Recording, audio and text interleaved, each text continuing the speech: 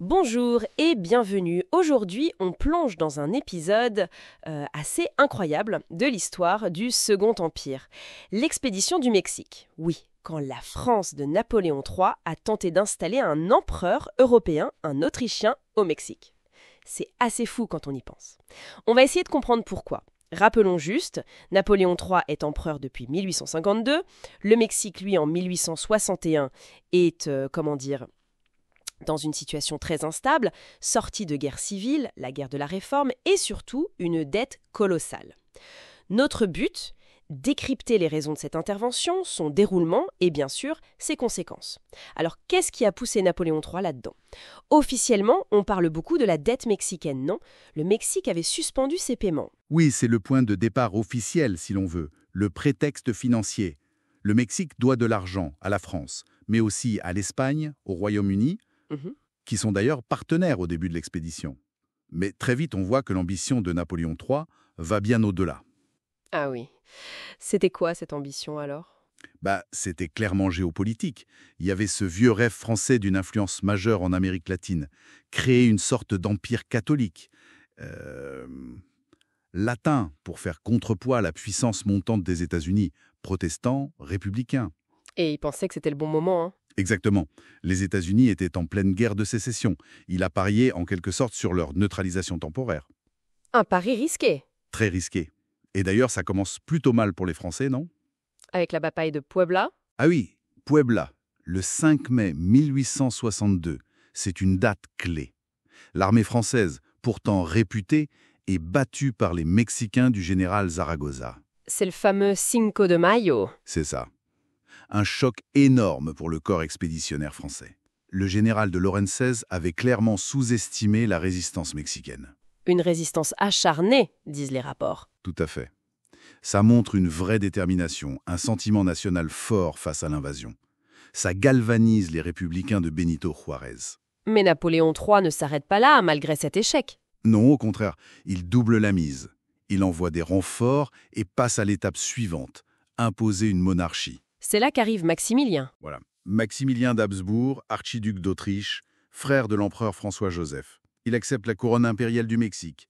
Il arrive en 1864 avec sa femme, l'impératrice Charlotte, fille du roi des Belges. L'empire mexicain est proclamé. Mais ça n'a jamais vraiment fonctionné, si, hein. L'opposition était trop forte. Dès le début, c'est compliqué. Les républicains, menés par Juárez, le président légitime qui s'est replié, n'acceptent jamais cet empire imposé. La guérilla continue. Et puis, le contexte international change radicalement. La fin de la guerre de sécession américaine, j'imagine. Exactement, en 1865. Les États-Unis, réunifiés, sortent renforcés et voient d'un très mauvais œil cette présence française et cet empire à leur porte. Ils exercent une pression diplomatique, mais aussi militaire en massant des troupes à la frontière. Ils rappellent la doctrine Monroe L'Amérique aux Américains. et Napoléon III cède. Il n'a pas vraiment le choix.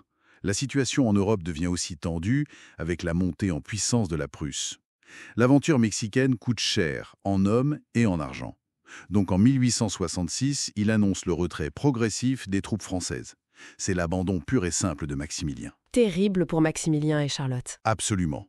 Charlotte rentre en Europe pour plaider leur cause, mais sans succès. Elle sombrera d'ailleurs dans la folie. Maximilien, lui, refuse d'abdiquer. Et ça se termine comment pour lui ? Tragiquement. Sans l'armée française, ses forces sont submergées. Il est capturé par les troupes de Juárez à Querétaro. Malgré des pressions internationales pour le gracier, Juárez est inflexible. Maximilien est fusillé le 19 juin 1867. C'est la fin de l'Empire et l'échec total de l'expédition. Quelles conséquences majeures on retient de tout ça ? Pour la France d'abord. Pour la France de Napoléon III, c'est un désastre.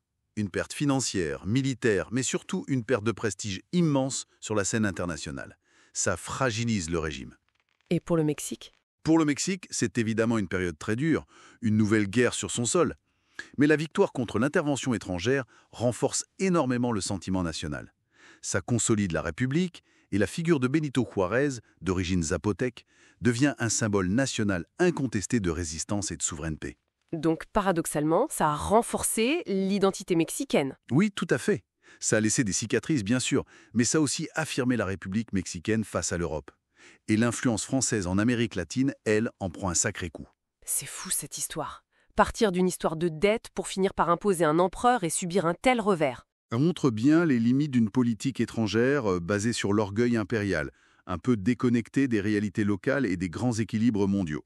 Et cette résistance mexicaine quand même, impressionnante. Oui, une résistance populaire et politique très forte. Juárez a vraiment incarné ça. Pour conclure, on pourrait se demander comment cet épisode, parfois un peu oublié chez nous, résonne encore aujourd'hui dans les relations franco-mexicaines. C'est une excellente question, effectivement. L'histoire laisse toujours des traces.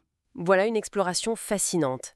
Si vous souhaitez découvrir d'autres épisodes marquants ou méconnus de l'histoire de France, on vous invite à vous abonner à la chaîne BRMX. Vous y trouverez de nombreuses autres analyses et discussions passionnantes.